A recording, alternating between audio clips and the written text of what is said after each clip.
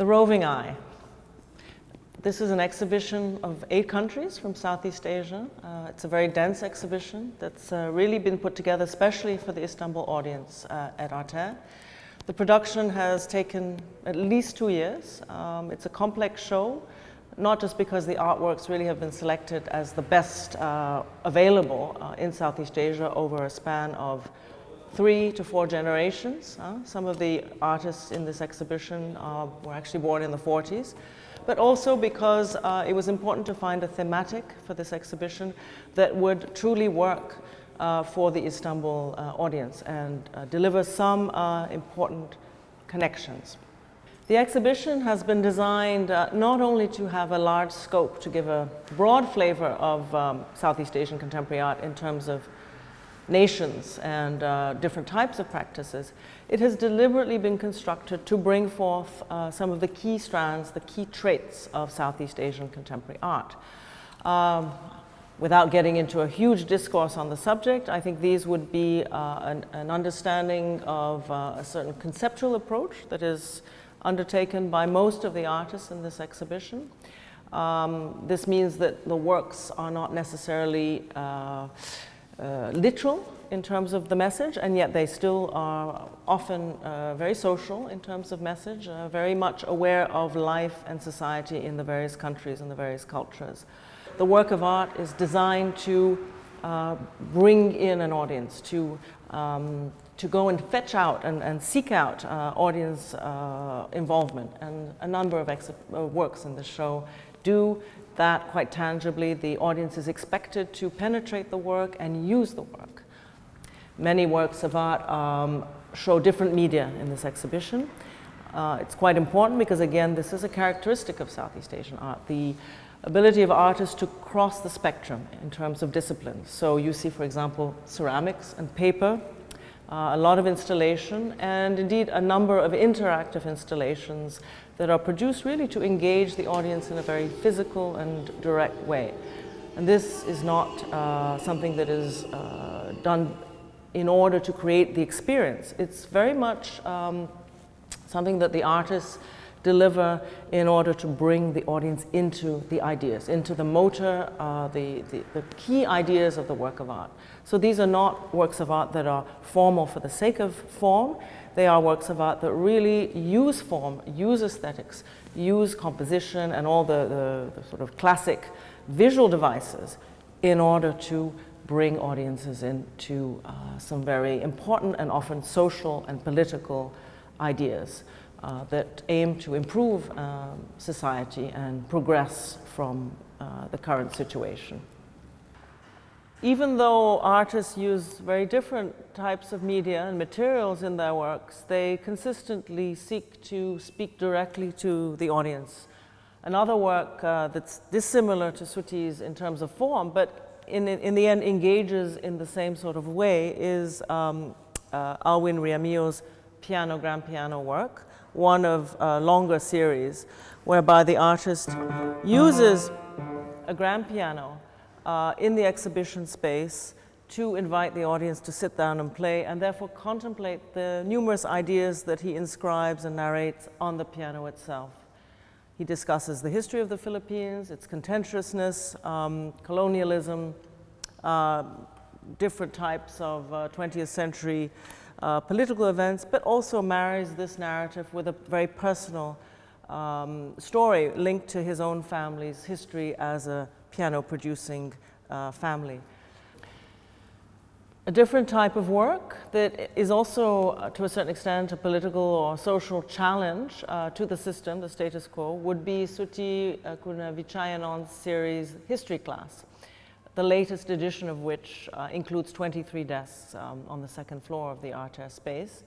These desks were not created for gallery installation or museum. They were initially displayed on the street and designed really to engage the public very, very directly, who would sit down and make a rubbing from the tabletop, engraved with episodes from Thai history that are actually taboo and have been erased from the history books. Other works that, again, use materials and media to discuss issues that are often contentious and fractious, and that sometimes pose problems for regimes, would be Wu Zhentan, who is a Hanoi artist active in the 80s, 90s, right up until 2009 and his death. He's a very broad artist in terms of use of media and concept. And in this particular exhibition, two series of works are displayed. One is the Money series, and the other is the Suitcase of a Pilgrim series, two parts. One is insects, and one is masks. Josephine Turalba, from the Philippines this time, produces a mixed shoe and digital image piece that is very thoughtful and yet fun and engaging. The audience is invited to put on the different pairs of shoes that she has created from bullets. These shoes are beautiful but very painful to wear. People are designed to chomp around in the space in the shoes and think about the connection between pain and beauty that is the Philippines today, with its long history of colonialism, dictatorship in the 20th century, poverty, and the 100 families of the Philippines that still today control the economic and political destiny of the country. One of the best examples in the Roving Eye of an installation that calls directly on the public for action and involvement is Li Wen's ping pong table. It's an iconic work that has been developed in '98, and he has produced this series in an ongoing fashion over several years. It has undying popularity. Everyone understands it, whatever culture you're from, whatever geography you're from. This round ping pong table really does seem to convey so many meanings to everyone. Another artist from Indonesia, FX Arsono, is again a great pioneer, a very significant practitioner already working in the 70s. He, for example, has been commissioned to make new work for the Roving Eye and makes a 3-channel video that discusses the conflicts, the tensions that exist today in Indonesia as fundamentalism emerges in a secular state. My hope is that this video, which is not literal but still quite clearly legible, is easily decipherable to the Turkish audience, and that some parallels are created.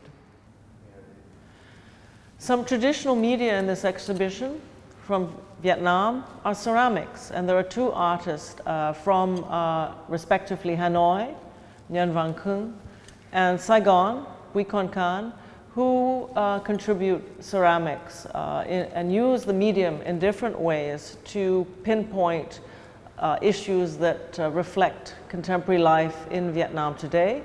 Huy Con Can's work revolves around tensions between Vietnam and China that in themselves also reflect the colonial situation of Vietnam for 1,000 years when China was present on the territory. Nguyen Van Cung's work, quite a bit earlier, dating from the late 90s, doesn't discuss inside-outside relations between Vietnam and its Chinese neighbor, but rather the encroaching modernization of Hanoi and all that is represented in the 90s by new money coming in to a communist system, and how people in the capital of Vietnam are actually dealing with very radical and swift changes to everyday life. One artist who moves from one context to another, geographic and cultural, is Dinh Q Lê from Saigon. He's known as a Viet Kieu, meaning that he was born in Vietnam but then emigrated to the United States as a child. He's now moved back to Saigon, and much of his work references history and the effects of history today. There are two works in the Roving Eye by Dinh. One is a textile work that is designed to be touched by the public, so again interactive. These are portraits, white on white cloth portraits of murder victims from the Khmer Rouge regime. The idea is to bring them back to life through touch. A second work is a room installation, and to a certain extent, in a very stylized way, reproduces a 12-slang prison torture room and interrogation room. But in this case, he alters the perspective, showing us the victims of the Khmer Rouge looking out to the viewer, less passive and actually active within the work of art, so changing their status from victims to lookers. A pioneer artist from Thailand would be Vasan Sitiket. For him, we have 2D work, so not installation work for a change, and not interactive work in this case. So something quieter and more classical, yet extremely powerful in terms of concept. We come from the same way, a series that was produced in 2001. Harry Dono from Java is an artist who is perhaps one of the earliest known Indonesians to critique the regime, particularly the regime of Suharto, and use his work as a vehicle of dissent. One of the artists in this exhibition who in fact made peace for the Roving Eye in Istanbul is Thailand's Tawachai Punta Sawasdi. He was inspired by the ferries that cross from Asia to Europe every day in the normal everyday context of life in Istanbul to make his ferry benches. These are wooden benches that are designed to be sat on and that both literally and metaphorically convey the discomfort that people feel in Southeast Asia when they're traveling culturally back and forth between a European and an Asian experience. Younger artists represented in the exhibition would be someone like Duto Hardono, who's emerging only just recently on the scene in Java. He creates for the Roving Eye a new commission, a sound work that involves the audience in a selection of different types of noises with bits of record that are played on 2 turntables. And with this work, action from the audience creates an understanding of how, in fact, one determines one's own cultural fate and how all cultural decisions are, in fact, personal and not imposed by a system or a society.